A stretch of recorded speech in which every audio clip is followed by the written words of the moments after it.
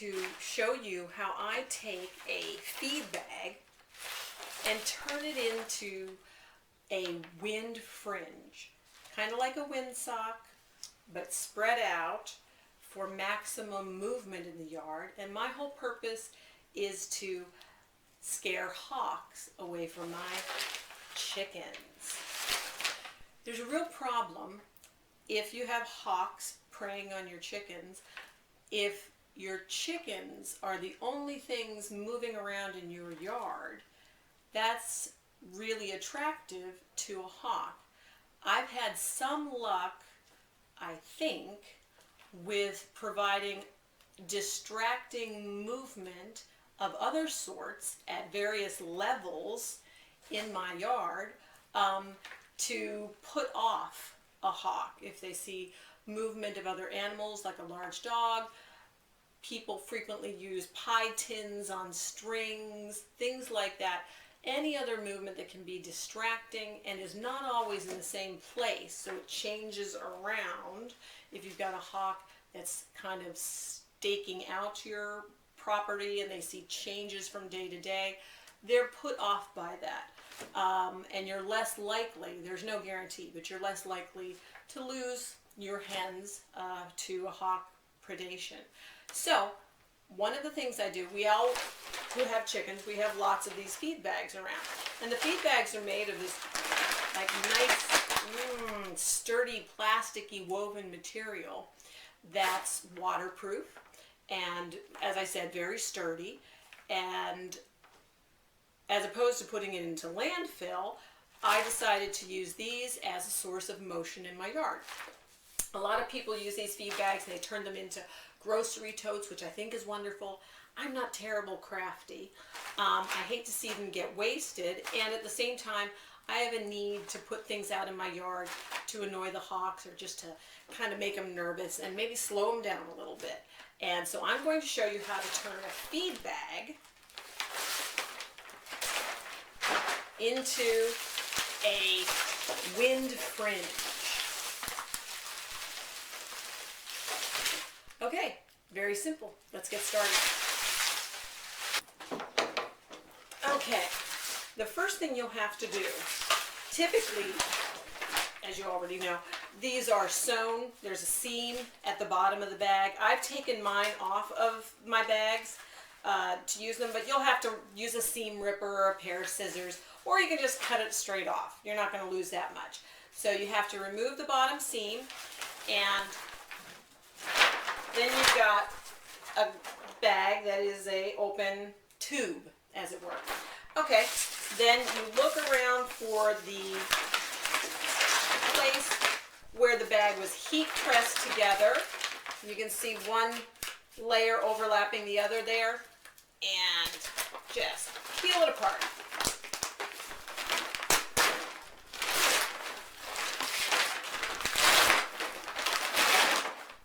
Voila! Okay. Flatten it down. And then it's a really simple process. I like to leave, maybe a hand span uncut at the top so that you can attach it somewhere in the yard. Now, as I mentioned, with anything that you're putting in your yard to distract, annoy, dissuade hawks, you don't typically want to have it in the same place all the time. They get used to things in the same place all the time, and then they ignore it. It's just like anybody else. You just start seeing it, and they work around it. It's part of their environment, and they learn to look around it at your chickens. So I like the fact that I always have a supply of these, and I'll use those clips, those like, I don't even know what you call the clips. I meant to bring some up, but they're very strong, sturdy office clips. You know, the black ones with the arms that fold down and open up. And I will use that to attach that top fringe to a branch. I have bungee cords and fishing line in my yard so that I can hang things from it. I'll use that to attach to this, or you can even fold it over and staple it or sew it if you want to be very crafty. I don't do that. So that you have a sleeve at the top, and you can slide that onto a flagpole, a branch, a pole in the yard. It can be on its side and wave in the wind. So there's lots of ways that you can attach this to points in your yard to make it annoying to a hawk. Put it on the clothesline. And it is no more annoying seeing this piece of material flapping in the yard than it is to see laundry on a line. So it shouldn't be something that the neighbors complain about if you have neighbors within vision of your yard. Okay, so the process is very, very simple. I'll start from this end because I think I'm in camera view here. And the material just about cuts itself. I make it about an inch, the strip's about an inch wide, and you can line up your cuts with the weave of this material. Just go straight up in parallel with the weave. It's not important, obviously, to make it exact, just so it shakes like a grass skirt.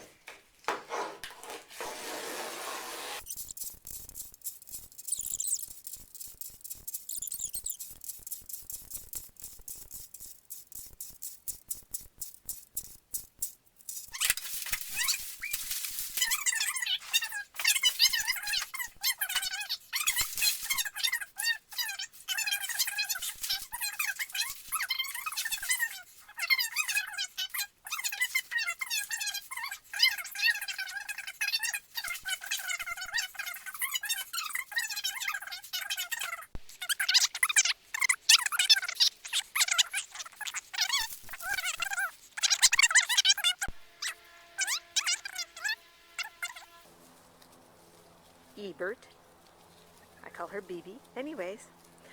She really likes how things worked out with our fringes. I'm going to pan over here. There's the first fringe. I'm going to walk over. I have to walk under a little bit of pond netting that I strung up to create sort of a vertical barrier. But anyways, here is there's a bungee line running from this tree to this tree, just through the yard, and I just stapled my fringe along that, and now it hangs down, creating a sort of a vertical barrier. I like to have horizontal barriers in the yard too, and I know you can't see this, I don't think, but see, there's my pond netting, which I strung up to the bungee line too, sort of making a kind of like the net that you would have in the circus, where the trapeze artists would be swinging and they would have like a horizontal net below them, and that's the way that is. So I try to annoy the hawks both horizontally and vertically with the fringes and windsocks. I've got a little windsock, a glittery windsock over there, and the horizontal barriers like this pond netting. Just a little piece of it, maybe 4 by 6. It's stretched up here between branches and the bungee cord that stretches to different trees in the yard. So that is not the extent of what I do to annoy the hawks, but it's one of the things that you can do with an old feed bag. Here's the one here in the upper yard. Sorry for any of the movement as I walk up here. But yeah, see, here I have a piece of fishing line, which I'm going to get close and see if you can see. Yeah, see, there's some fishing line. And I have just a piece of fishing line between 2 trees. Luckily, I have plenty of trees. And I just stapled this fringe right along that fishing line. Now, what's nice is the fringe gives me lots of movement to annoy the hawks. It gives me, like I said, a vertical barrier that the hawk isn't going to want to run between, but my chickens will run beneath because my fishing line is up high enough. It's up about 6-7 feet, and the fringe hangs down, let's say, 2.5, 3. And there's another, like several feet, a couple feet at the bottom. Now, I know a Cooper's hawk is going to fly anywhere, But if you've got some things flapping around in the yard, your pie tins, your windsocks, some fringes, it's just going to look like too much trouble. That's my hope, anyway. I haven't lost a chicken this year, and I mean in the last year, to a hawk. So that's a pretty good testimony, but it is not foolproof. There's no guarantees, but I think the more horizontal and vertical barriers you put up and the more movement associated with them, the better off you are. And here's Trixie.